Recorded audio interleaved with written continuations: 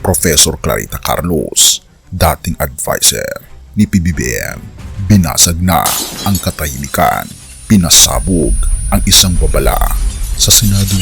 At bakit si Senator Lito Lapid ang gustong maging Senate President ni Professor Clarita Carlos? Halika, atin itong pag-usapan mga kaibigan. Binasag na ang katahimikan. Professor Clarita Carlos, pinasabog ang isang matinding babala. At bakit si Lito Lapid ang gustong maging Senate President? Mga Kawikaan 11 verse 14, kung walang tamang pamumuno, ang bansa ay bumabagsak, ngunit sa dami ng mga tagapayo ay may kaligtasan. Akala ay mananahimik na lamang at manonood na lamang ang mga kilalang eksperto sa bansa habang unti-unting nalulunod sa walang katapusang drama at bangayan ang mataas na kapulungan. Akala natin dahil sanay na ang taong bayan sa mga politikal na telenovela ay hahayaan na lamang nating mag-erode o tuluyang masira ang kredibilidad ng bansa.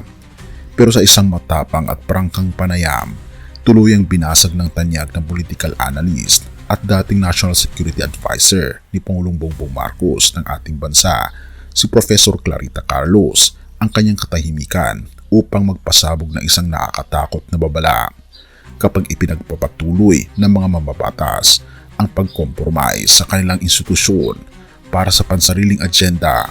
Ano raw? Ang Pilipinas ay mabilis na mahuhulog sa isang slippery slope patungo sa pagiging isang failed state. Pakinggan pa natin siya. Pero tignan mo yung mga inelect natin, bagay tayo rin may kasalanan. Nag-elect tayo ng mga tao dyan na mga bubut pa. Walang kamuwang-muwang tukol sa mga implikasyon ng mga kanilang mga galaw. Pero ang yun nga, sa dulo nga yun, once you start compromising your institution, ay malapit ka na sa slippery slope to a failed state. Sana wag sanang mangyari yan. No? Na ang ating mga institution ay unti-unting mag-erode, mawawala talaga yung mandato nila, and saan tayo pupulutin? Narinig niyo ba ang naging malalim na pagsusuri ng profesor kung bakit umaabot sa ganitong matinding krisis ang Senado sa ilalim ni Senate President Alan Peter Cayetano? Tahasang isiniwalat ni Carlos na ang tunay na punot dulo ng gulo ay ang sira-sirang political party system sa Pilipinas. Pakinggan pa natin siya. Siguro kung uugatin natin lahat kung bakit nangyayari ito. Kasi silang-sira ang political party system natin.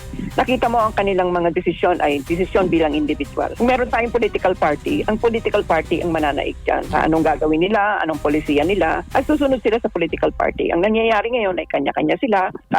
Nakita mo naman ang komposisyon niyan, ilang magkakapatid ang nandyan. So ang dami ng talagang mga na-compromise sa ating mga systems, including the Senate particularly. Kung saan ang mga mababatas ay hindi na sumusunod sa mga pulisiya ng partido, kundi kumikilos na bilang mga individual para sa pansariling interes at pamilya.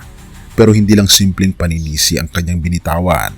Therefore, nagbabala si Carlos na dahil sa kawalan ng quorum at patuloy na pagbawas sa bilang ng naghihingalong mayorya ni Cayetano matapos makulong si Jingo Estrada at magtago si Bato de la Rosa, ang buong operasyon ng Senado ay tuluyan ng mapaparelisa. Ngayon, ang nakikita lang natin ay kung talagang tutugisin yung may mga kaso dyan, mauubos talaga yung majority ni Cayetano.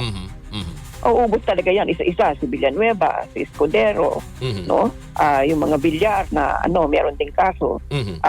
If we're just talking numbers, madidiminish talaga sila. At siguro kung merong dalawa na lilipat sa kabila, magkakaroon na ng majority para magkaroon ng quorum. Kung magpapatuloy ang ganitong sitwasyon, Prof, haring maging epekto nito sa kredibilidad ng ating Senado? Ngayon pa nga kompromiso na sila Diba? Compromise na nga sila Oo. So siguro, maging matalino tayo. Ilang hininga na lang ang bagay, 2 taon pa, no? Bago yung botohan uli. Maging matalino tayo at sana nga ay ang electoral system natin ay pwedeng mag-run ang mga tao na walang salapi, pero may karunungan at mga tao may integridad at hindi yung mga nangyayari ngayon sa atin. akala ng kasalukuyang liderato ay kaya pa nilang itago ang lamat sa pamagitan ng pagpipilit na buhayin ang mga komite sa kabila ng 11-11 na sitwasyon sa pagitan ng mayorya at minorya. Pero mariing ipinaalala ni Professor Carlos na ang marupok na numerong ito ay tuluyan pang magiging diminish o mauubos dahil isa-isang tinutugis at naharap sa mga mabibigat na kaso. Ang mga kaalyado ni Cayetano tulad nina Senators Joel Villanueva, Chis Escudero at mga Villar.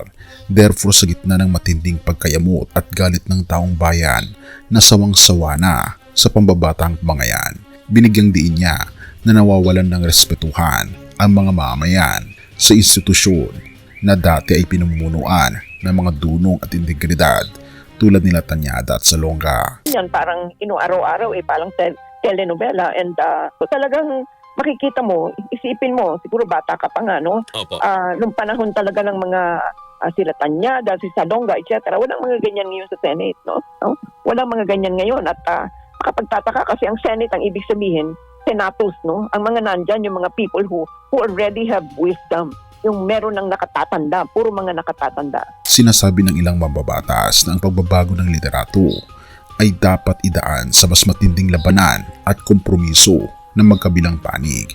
Pero sa isang sorpresang mungkahi na naghatid ng ingay sa buong kapulungan, ipinahayag ni Carlos na kung nais talaga ng Senado na maibalik ang katahimikan at normal na operasyon, mas mabuting iluklok na lamang si Senator Lito Lapid bilang bagong Senate President. Pakinggan pa natin siya. Tuwid kasi bagay, ang mga tao ay naglolokohan na. Sana nga daw si Lito Lapid na lang ilagay nila bilang presidente. Total pang third na niya, no? Third term na niya yan Oo. Therefore, ipinaliwanag ng propesor na dahil si Lapid ay nasa kanyang ikatlong termino na, mas mahinahon, hindi palaimik sa gulo at walang personal na radikal na agenda, siya ang posibleng maging susi upang mag-restore ng kapayapaan at magbuklod sa nag-aaway ng mga paksyon. Oo, siguro tignan natin yung mas mahinahon na tao na hindi nagsasalita, ay malay mo, baka siya nga ang makapag-restore, no? Makapag-restore ng quiet yan sa chamber na yan. Dahil naman siya wala siyang sinasaniban, although ngayon kasama siya dito sa 11 na minority, pero bakit hindi, no? Bakit hindi nyo ilagay siya dyan? Tapos sana yung mga senador ay pakinggan naman nila yung bayan. Hindi ba sila hindi ba nila nararamdaman yung galit ng bayan, di ba? Sino ba yung nagsabi nung palabas siya tapos tinapunan siya ng mga bote at sinigawan siya ng mga tao? Ay, isipin mo, senador, tatapunan mo ng ang sasakyan imbis na respetuhin mo. Saan na kayo? Imbis na respetuhin namin kayo para kayong mga nagbabangayan mga tanggano na paano nyo gagawin ng makakakuha kayo ng pwersa sa inyong kanya-kanyang agenda, no? So, naghihintay ang bayan actually. Naghihintay kami talagang mas mature na aksyon ng Senado. At sana panindigan ninyo ang aming pagboto sa inyo dahil sayang talaga at 2 taon pa ang hihintay namin. Habang ang bansa ay patuloy na naiiwan sa mga karating bansa tulad ng Laos at Cambodia sa mga dayuhang pamumuhunan dahil sa kawalan ng katatagan ng ating mga institusyon, ang babala ni Professor Carlos ay isang gising na natutulog na diwa ng pamahalaan. Akala mo ba ay biro lamang ang binitawang salita ng batikang analista ukol sa pagbili ng popcorn habang nanonood ng gulo sa Senado? Pero habang lumalalim ang krisis at tuluyang nawawala ang mandato ng mataas na kapulungan, ang tanong na lang na naiiwan ngayon ay ito: pakikinggan ba ng mga mababatas ang boses ng katotohanan upang magluklok ng isang mahinahong pinuno tulad ni Lapid, o hahayaan nilang tuluyang gumuho ang republika patungo sa isang failed state? Have mercy, O God. Santiago 3:17. Ngunit ang karunungang buhat sa itaas, una sa lahat ay malinis, pagkatapos ay mapayapa, mahinhin, madaling pakiusapan, puspos ng kaawaan at ng mabubuting bunga, walang pagkakampi-kampi at walang pagpapaimbabaw. Purihin ang ating Panginoon Diyos. Kaibigan, ang matinding babala ni Professor Carlos tungkol sa panganib ng isang gumuho at paralisadong institusyon dahil sa makasariling diskarte ng tao ay isang napakalalim na paalala sa ating espiritual na estado. Sa buhay na ito, akala natin ay kaya nating pamalaan ang ating sariling mga lakas, diskarte o sa pamamagitan ng pakikipag-away upang makuha ang ating kagustuhan. Akala natin kapag tayo ang nasunod ay ligtas na ang ating kinabukasan. Pero ang katotohanan, kapag ang buhay natin ay walang tamang pundasyon at pundador, unti-unti tayong nahuhulog sa isang slippery slope patungo sa espiritual na pagkawasak. Ang gulo, kawalan ng kapayapaan at pagkakahati-hati sa iyong puso at pamilya ay senyales na kailangan mo ng isang tunay na pinuno.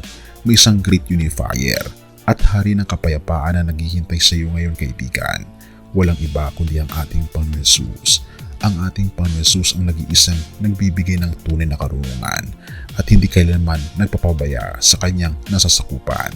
Isuko mo ang iyong buhay at ang iyong magulong puso sa kanya ngayon, kaibigan. Tanggapin mo siya bilang iyong personal na Savior at Panginoon at mararanasan mo ang isang buhay na matatag, payapa at protektado sa bawat bagyo ng mundo. Purihin ang ating Panginoon Diyos at tayo manalangin. Ama naming Diyos na makapangyarihan sa lahat na nasa langit, lumalapit po kami sa iyo ngayon na may pusong nagpapakumbaba. Patawarin niyo po kami sa mga panahong nagtiwala kami sa aming sariling diskarte, na kami po ay ma-pride at sa pamalakad ng mundong ito na puno ng gulo at pagkakabahagi. Tinatanggap po namin kayo ngayon sa aming puso bilang aming personal na tagapagligtas at tanging Panginoon ng aming buhay. Isinusuko po namin sa iyo ang aming buhay, ang aming pamilya at ang aming kinabukasan. Ikaw po nawa ang maghari sa aming puso, magbigay ng tunay na kapayapaan at mag-akay sa amin sa landas ng katwiran at katapatan. Pinupuri po namin kayo at pinapasalamatan, O aming Panginoon Diyos, sa inyo pong dakilang pag-ibig at pag-iingat sa amin, bagaman magulo ang aming mundo. Salamat po at patawarin po kami sa lahat ng aming pagkukulang at pagkakasala. At salamat po sa pagtinig ng aming mga panalangin at patuloy niyo pong gabayan ang aming pong bansa. Sa matamis na pangalan ng aming Panginoon Jesus, salamat po at hinihiling po namin ito. Amen. Bago natin ipagpatuloy, kaibigan, siya nga pala ang Great Controversy, na isa sa mga pinaka-kontrobersyal na libro dahil tumutukoy ito sa mga propesiya sa libro ng Daniel at Revelation na nagaganap na sa panahon natin ngayon, bago ang pagdating ng ating Panginoong Diyos ay pinamimigay na namin ng libre sa pamamagitan ng PDF. At ito ay nasa limited lamang na panahon, kaya i-click mo sa description sa baba upang ma-avail mo, kaibigan, ang napaka-importanteng libro ito na magbubukas sa iyo sa mas maliwanag mong hinaharap. Purihin ang ating Panginoong Diyos at tayo magpatuloy.